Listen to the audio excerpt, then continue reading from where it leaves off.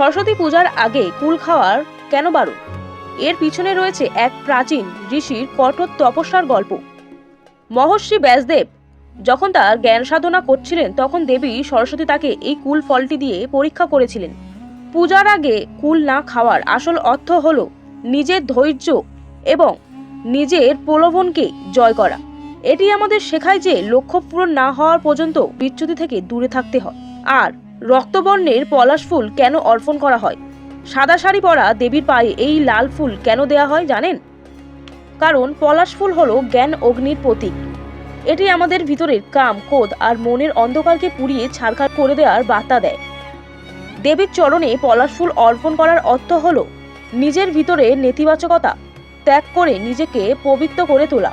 সরস্বতী পুজোর মানে তাই শুধু উৎসব নয়, নিজেকে শুদ্ধ করার একটি কঠিন সংকল্প।